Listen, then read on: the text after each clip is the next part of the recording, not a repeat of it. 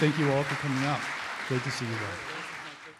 Also, want to send a shout out to Randall Christopher, who got the whole ball rolling up here. If it wasn't for you, Randall, I wouldn't be here. Thank you.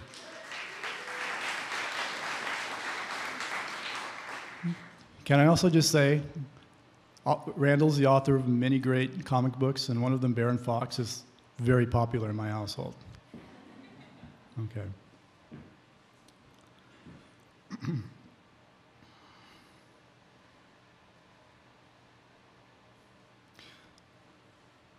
You're all here today to hear me speak about collaboration, and I'm very flattered to be considered an expert on this subject.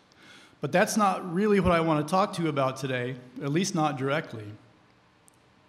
What I want to talk about are borders, the kind that separate us from each other and the kind that separate us from ourselves, because how can we collaborate if we can't come together? One of my many guises is as a border artist. To be a border artist is to recognize, but not necessarily acquiesce, to the presence of borders. It's also to accept working through collaboration. You might say it's the Chicano way. Through my talk about borders, I hope to get at collaboration, which is a very large topic, but only in the most roundabout way.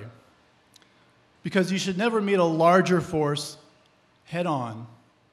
You should only attempt to redirect it. Furthermore, I won't be telling you how to collaborate, how to encourage collaboration, or how to profit from collaboration. I just want to tell you a few things I've learned from standing at the intersection of existence, time, and borders. I confess that some of these lessons may only have the slightest connection to collaboration.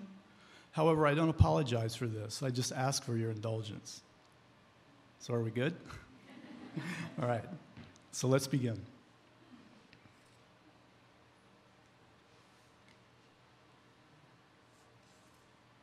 Lesson number 1. First there is a border, then there is no border, and then there is.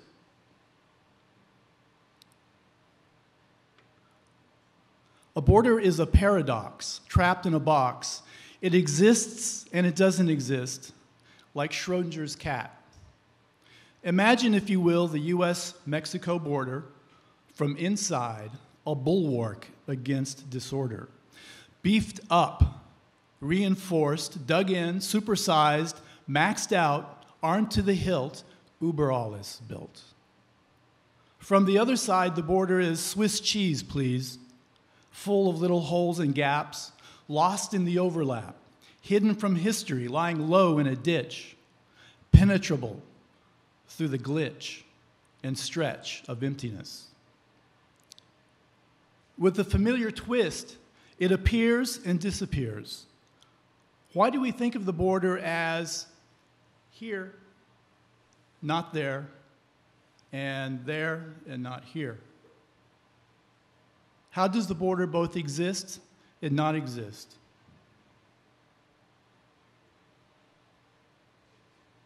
The US-Mexico border began life in contested collaboration as a collective act of the imagination, ordained by the Treaty of Guadalupe Hidalgo, 1848. The border between the two countries was conceived as an implied line in the sand, like a simple sketch on paper drawn by a child's hand, erased and redrawn again and again, inspired by manifest destiny, which was a kind of a fever dream of the Euro-American polity, whose eyes were full of lust for land, justified by militant victory, baptized by diplomats wearing fancy hats, mapped by cartographers and surveyors who scraped their shins against the harsh terrain, called into question by its own bad faith.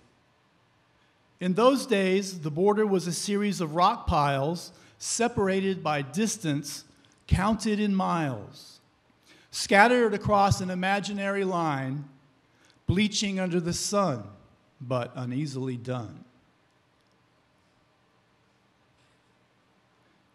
A slight trace on the surface of the earth, its claim to existence weak, but in the wake of historic events, the border's presence grew over the late 19th and early 20th centuries due to crises like the genocidal war against native populations, the rise of border violence during the Mexican Revolution, and the racial fear of the other that quickly gripped the nation.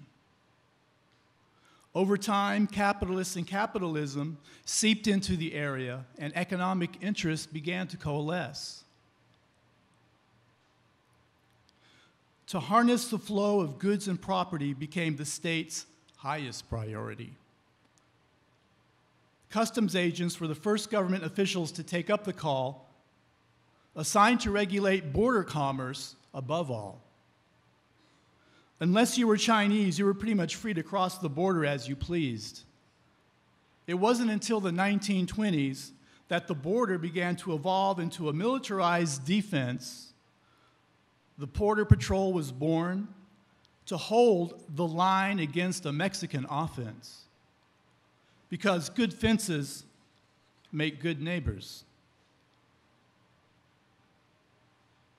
Today, the 1,989-mile-long border between Mexico and the United States is a collective performance on a binational stage, enacted by the Rascuache dreams of migrants, coyotes, and their concatenations, the fevered angst of Minutemen, agents, and politicians, the metallic rebuttal of its fences, boundary markers, narrow strips of raked soil that boil in the sun, the electronic prayers of sensors, drones, camera traps, and autodidacts of national security. The customs houses, laws, and statutes whose primary purpose is to separate, through a legal prism, terrorism, the flow of drugs and illegal immigration. Advances in technology, together with new legal sanctions, have made control of the border more scientific than ever before, but have not yet succeeded in converting immigrants into unicorns, or cementing the myth of inviolability, so vital to our sense of national security. Open the border, close the border, remove the border. In her book, Line in the Sand, Rachel St. John writes this about ongoing binational efforts to settle and maintain the border. Neither government set out to close the border, but rather to improve its ability to manipulate spatial controls to reflect state priorities. In other words, speaking historically, the border's existence is only as real as the degree to which each state controls it. In the absence of control, the border vanishes like a mirage. First there is a border, then there is no border, then there is.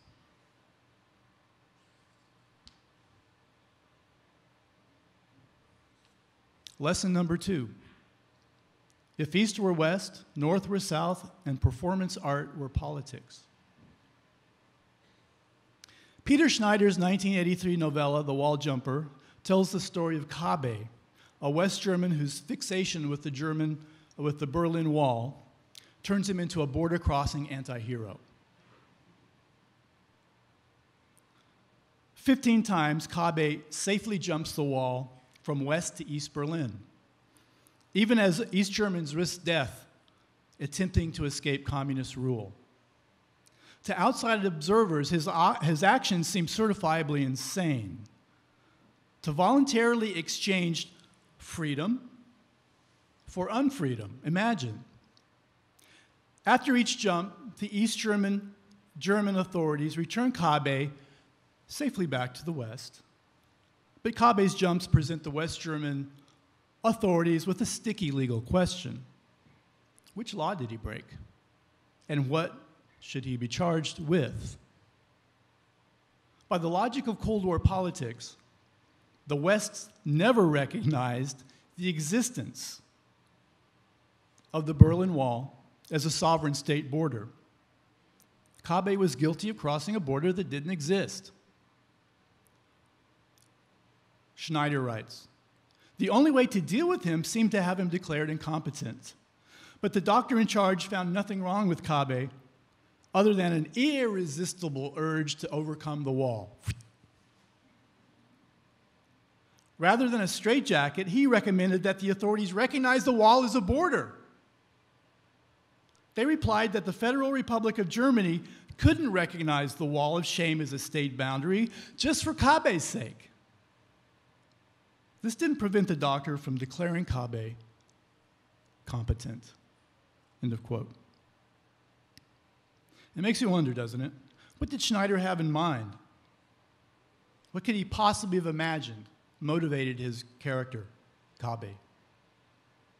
Could it be that with each jump, Kabe realized a growing sense of his own actions as performance art? And thank you, Mitt Romney. What does it mean to self-deport yourself over a border that doesn't exist? What does it mean to launch yourself into the belly of a state that vomits you back every time? Like Joshua at the Battle of Jericho.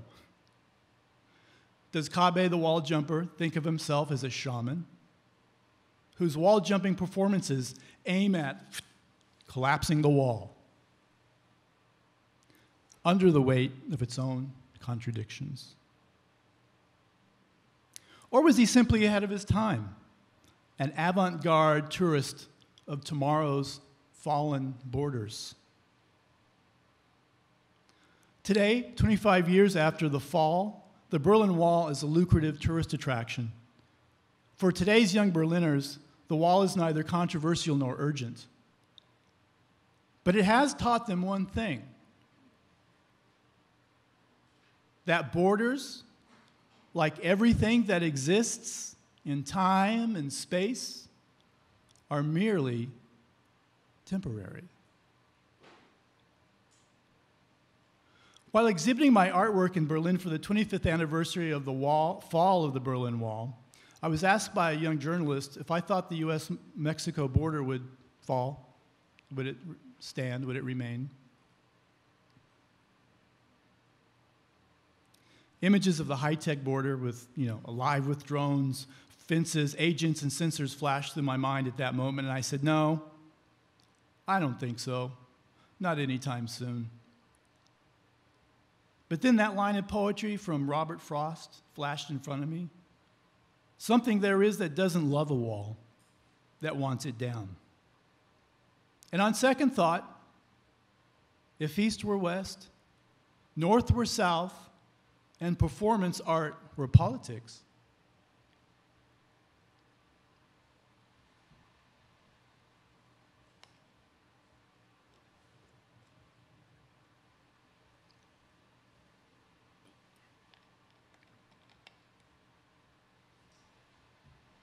lesson number 3. Erase the border with a brush of love and empathy. Running to its westernmost limit, the US-Mexico border plunges into the Pacific surf like a dog chasing a ball. This is where you'll find Friendship Park, which is located atop Monument Mesa inside California's Borderfield State Park, which is to the north of the wall, and Playas de Tijuana to the south. The park is a meeting place where friends, strangers, and loved ones can speak to each other through the vertical bars. Over the years, the park has been the scene of many art performances, and media events designed to highlight the border's history and complex identity as something that both divides people and brings them together.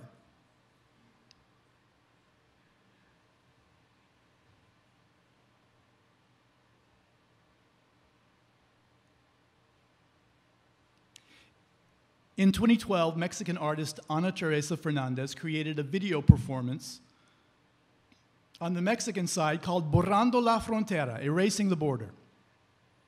Dressed in a black skirt and black high-heel shoes, we see her climb up a 20-foot-tall ladder and paint the dark, rusty metal pickets of the border fence a delicate sky blue color. Little by little, the fence seems to disappear, until by the end, all that's left is the image of her hovering in the air. Where once there was a fence, she paints over an empty blue sky. Her black dress and high heels help to make her visible against the light background, but also serve to add a formal and melancholy note.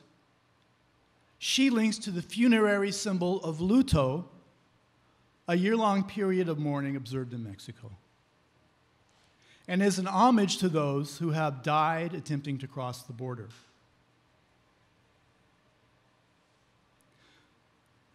To make of the absurd a metaphysics brought to the simplest acts. The words of Mexican writer Juan Manuel de Bella hint at the poetic purpose behind Fernandez's performance. Without physically overcoming the border fence, she paints it with the visual marker of its own non-existence, and in the process throws into relief the arbitrary and indiscriminate pattern of pain and anguish that graft it to the earth like a scar. Never meet a force head on. Always redirect it towards heaven.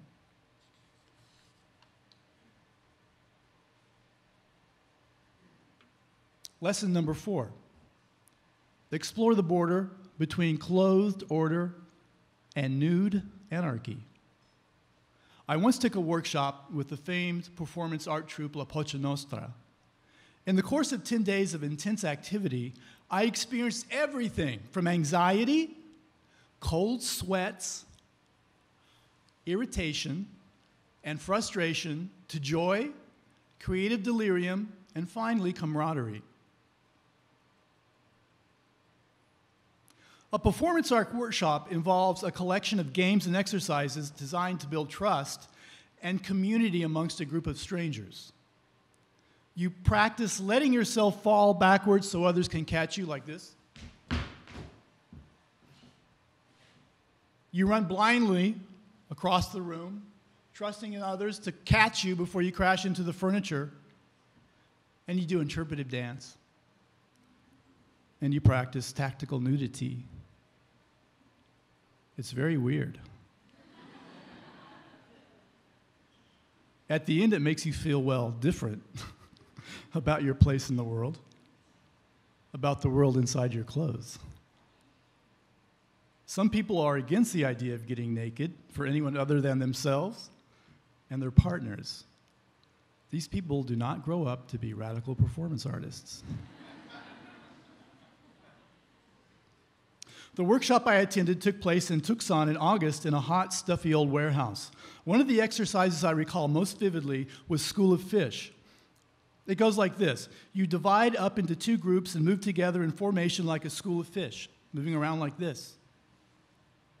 One person in the group leads the others until the movement evolves towards a different direction, and then the point person becomes the leader. Leading means initiating a behavior like crawling, shuffling, hopping, and everyone in the group has to follow suit. Things become more complicated when the 2 groups collide and overlap each other. The day I played the game, it began simple enough. You put your left foot in, you put your left foot out. But things quickly accelerated, and suddenly it wasn't so simple. I began to feel slightly uneasy like I do when I try to ride a carousel. I became hypervigilant. As my attention ricocheted all over the room, I felt like a klutz. I felt frustrated. I lost track of which group I was in, and I would shoot back. It was getting hot. To make things worse, this being Tucson in August, it was 112 degrees outside. Naturally, our leader took off his shirt and waved it in the hot air, and a woman in front of me stripped off her shirt to reveal a black, satiny bra. Then I saw another bra, and another, and another. I and all the other fish in my school took off our shirts and waved them in the air. Sweat was dripping down my back. How it felt so good to have that shirt off. There were gleeful shouts. The leader from the other group took off her pants, and everyone in that group quickly followed suit. I could feel a shift in the mood. A genie had escaped her bottle. And I thought, how did we get here so fast? At the threshold between clothed order and nude anarchy. Next, the sight of bras being tossed upwards. Then the sound of excited voices. Again, but I could only manage a gurgle. Hairy chests and jiggly bouncing boobs floated before my eyes. I wavered between voyeurism and following the rules of the game. I forced myself to focus on our new leader. What did I see? Well, with a mad gleam in her eyes, she stripped off all her clothes. And in a gesture of radical freedom, she threw them sky high. I blinked. What should I do? Her thin pink body glistened with sweat under the fluorescent lights, but it was too soon. Before the group could follow her lead, the workshop leaders brought the exercise to a swift halt. We'd crossed enough borders for one day.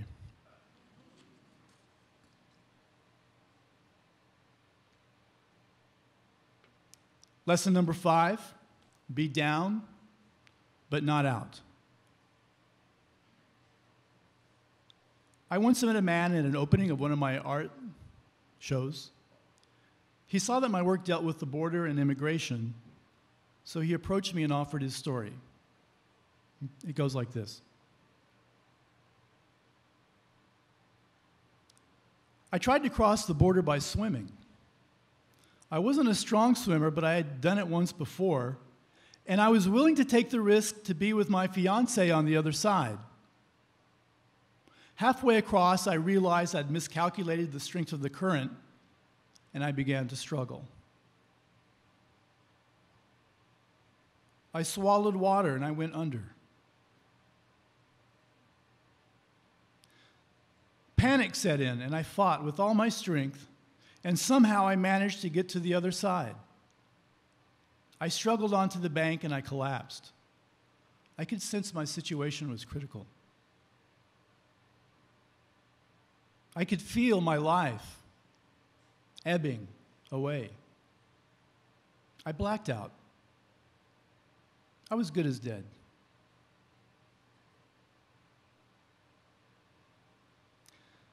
But in the depths of my unconscious, I began to have an erotic dream about my fiancée, and my life force began to revive. I came to on the riverbank, exhausted, scared, horny. I was coughing up water, but I was still alive. After a while, I got back on my feet, and I kept on going. This is what his story taught me.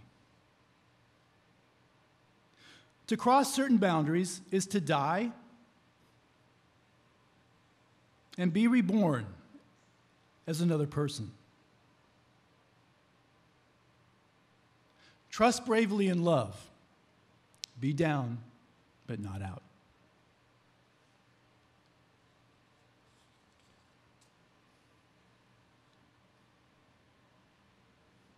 Lesson number 6, keep on crossing.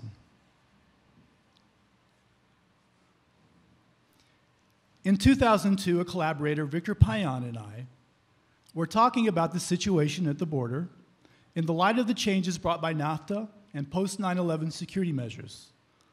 In the history of the US-Mexico border, these two events make strange bookends. 1994's NAFTA trade agreement between the US, Mexico, and Canada was meant to expand the border and open up trade. The economic results were highly favorable to US markets, but disadvantageous to Mexican ones, leading to increasing numbers of migrants leaving for jobs in the US. On the other hand, new security measures, like Operation Gatekeeper, had made crossing the border 10 times more difficult. This contraction and expansion of the border created an extreme structural contradiction. It placed mounting pressure on would-be crossers. Victor and I realized there was an emerging market for a product here that would make it faster and easier for people to cross the border. So we developed the idea of a new piece of border technology, a conceptual border patch infused with Crossing Mojo, downloadable to your clothing. It would improve your chances of crossing the border. We hired a firm from Tijuana's Silicon Valley to design and fabricate our patch, and we released it to the public in 2003 along with this manifesto, written by Victor. We like to think of it as kind of a user's guide, and I'd like to share it with you now.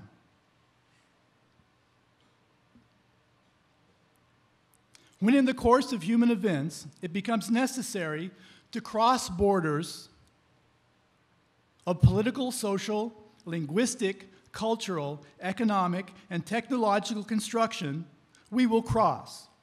For long before there were borders, there were crossers. We are the proud sons and daughters of those crossers, and we hold that crossing as a basic human right. Furthermore, we hold this right to be illegal, alienable. Artificial borders of body and mind and spirit must be crossed off the list. For every star-crossed, cross-bearing, cross-platform, cross-dressing, cross-country, crosswalker at the crossroads of culture, the time has come to cross. We are living in a time when a truckload of toxic waste has more rights to cross than a human being. Wherever and whenever this is the case, we will cross. Our crossing will be a sign to other crossers that the time has come to cross. We will cross at intersections. Anywhere we cross will become an intersection by the act of our crossing. We will look both ways before crossing, and then, with the positive momentum of humanity, we will cross. We will cross into other manifestos, including, but not limited to, the Prague Manifesto of Esperanto, the Roxy Music Song Manifesto, the Universal Declaration of Human Rights, the Plan of Delano, the Plan Espiritual de Aslan, and any other plans, declarations, or manifestos that encourage, promote, and reward crossing. When the border expands, we contract. When the border contracts, we expand. And when it is time to cross, we will cross by ourselves. Wherever there are tired, huddled masses yearning to breathe free, we will cross. Wherever there's a cop beating up a guy, we will cross.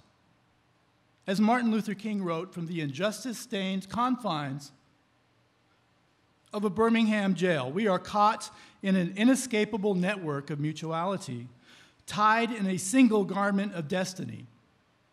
By wearing this patch, we declare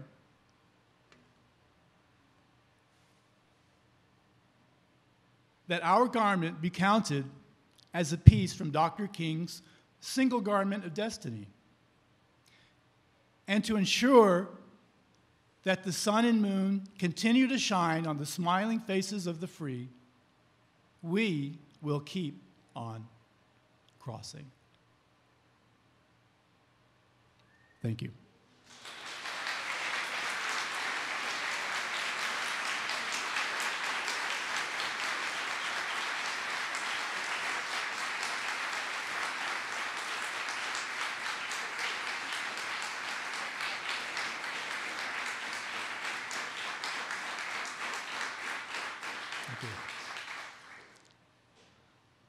There's one more lesson. Are you guys ready to get out of school yet? All right, so thank you all for those of you who participated in my installation. It's something called audience piece. And for those of you who didn't catch drift of it, what it is, it's cards with an acronym. You fill them out. You fill them all out, and then I read them back to you like a poem. A very avant-garde kind of poem. I'm not talking Wordsworth or Shelley here. So here we go.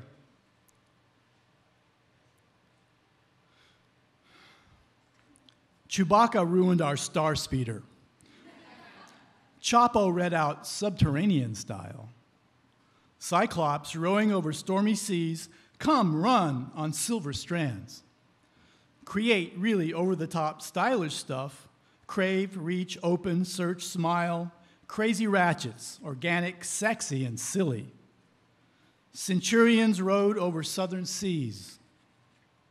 Church religion or secret service, creative rockin', oh yeah, start sunshine. Chilean roots, openly seeking subterraneans. Country runs on sunny Saturdays consider reaching other silly sanities. Cross rivers over 7 stones, cryptic runes on starry skies, cool reunions over sweet sangria. Create rocks. Alginate? Something simple. Chameleons ran over 7 snakes. Champion rodents operate stealth squadrons. Combustible revolutionary, overt, subversive, synergistic, come running over stay safe, coming Rogers, orifices, singing sultry, create rad over the top space cat suits. Cryptic red ocean so sleepy, crazy rabbits operate salty seas. Communicate rights, organic social sassy, can't remember outer space secrets. Collaboration, recycle, organic, scenery, stunning. Chickens run over smashed shells, can't really overachieve standing still. Cantilevered, revolving, oscillating, stamp storage, community running outside, sensation sun, cats, remind owls, something sexy. Crocodile, raccoon, ostrich, snakes, salamanders, create, revolutionize, organize, social. Simple. Cocoa, repeat, oceanic, super stud. Cafe, rollerblade, Ohio, Saruk, seesaw.